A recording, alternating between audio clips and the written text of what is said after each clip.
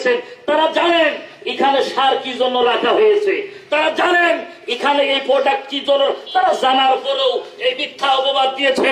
এই মিথ্যা অপবাদ যারা দিয়েছেন তাদেরকে হুঁশিয়ার করছি। রাসূল সাল্লাল্লাহু আলাইহি ওয়াসাল্লাম বলেছেন, কেউ যদি মিথ্যা কথা বলে কিয়ামতের দিন, আপনি আমাকে থামাচ্ছেন কেন? কেন থামাচ্ছেন কেন আপনি? না সাধারণ জনগণ না তো গতকালকে আপনি এখানে অনেক ভাব সৃষ্টি করেছেন,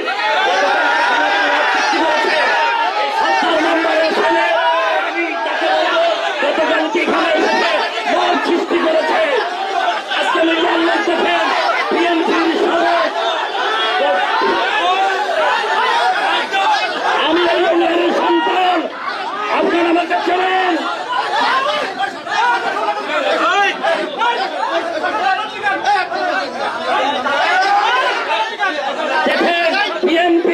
চরিত্র দেখেন, এদের চরিত্র দেখেন, এরা মানুষের মনের কথা বলতে দেয় না, কতক্ষণ ঠিক না, মানুষের মনের ভাব প্রকাশ করতে দেয় না, এরা আওয়ামী লীগের থেকে চরম দুর্গতিতে পৌঁছে গেছে।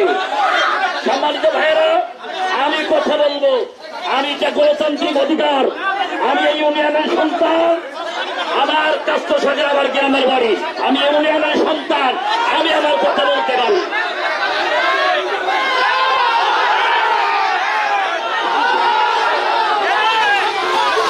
আমাদের কর্মীরা কেউ ওদিকে যাবেন না, আমাদের কোন কর্মী ওদিকে যাবেন না। সত্য কথা বললে অনেকেই খেপে যায়।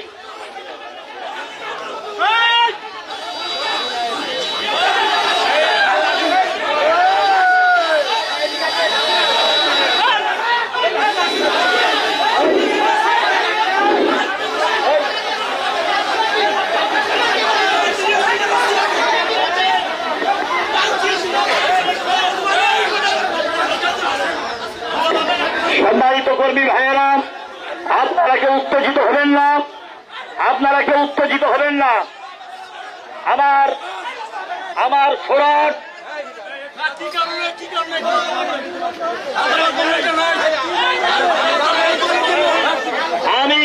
আমি কারোর নাম ধরে চাঁদাবাজি বলি নাই, আমি কারোর নাম বলি নাই। কেউ যদি নিজে গায়ে চেনে নাই, এটা তার নিজের ব্যক্তি চরিত্রের ব্যবহার। আমি কারোর নাম বলি নাই ভাই, আমাকে চোখ রাঙানি দেখাবেন না।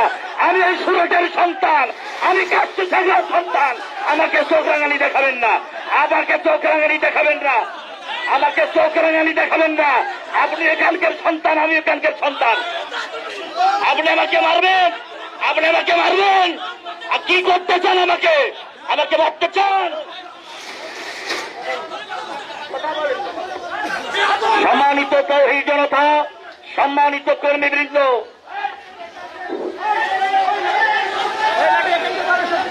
আমাদের কর্মীদের বলবো, কেউ লাঠি হাতে করবেন না। তারা যে বিশৃঙ্খলা সৃষ্টি করতে চায়, সেই বিশৃঙ্খলা আমরা করতে চাই না। আমাদের শান্তিপূর্ণ প্রতিবাদ সমাবেশ আমরা পরিচালনা করব ইনশাআল্লাহ।